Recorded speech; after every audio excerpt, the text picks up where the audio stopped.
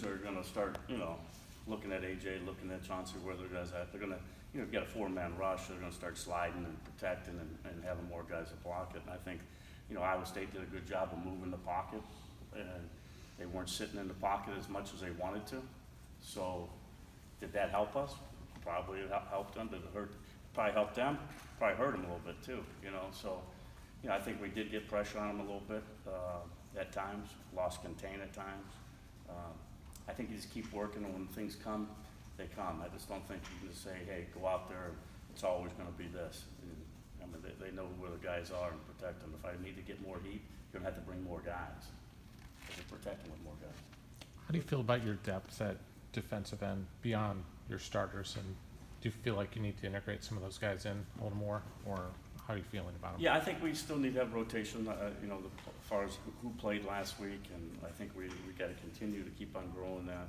And I think Amani Jones has done a good job out there to help us out, especially on certain situations. But you're always trying to build depth. I'd like to have 8 to 10 guys be able to roll in and out up front.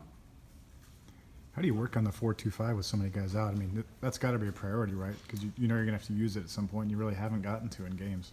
Yeah, you just kind of, going through practice, and all depends, there's opportunities during practice when we see our offense and certain personnels, we'll slide in the guy and give him some reps. And if it helps us, we'll use it, but it's going to be a gradual, opportunity. You only can do it so many times a game. And, with the linebackers we have, they've done a good job. You always want your best players on the field. And whether it's a 4-2-5, whatever it is, you want the best out there.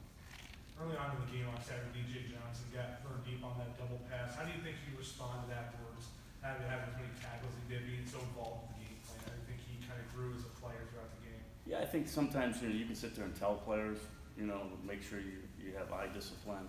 And with him with that play, it was, obviously he took his eyes in the wrong spot. And, young kids do that. I had a guy, Marius Pave, was back here. I think it was at Penn State. Gave up a 70-yarder maybe on the first play of the game, and came back to the bench, and he was I talked to him a little bit in the way I talked to the guys, and he got back. He came back, fought, and the same thing that I thought with DJ. His great response. He goes, "Coach, I know I got to get better."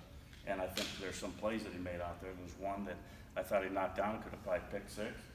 Another one, he was a little bit early, got a pass interference on the, let him go again, and there was a holding call and a thing, so it kind of neglected itself. But I think he, one time on a deep ball on the post, he defended that pretty well. So he grew up.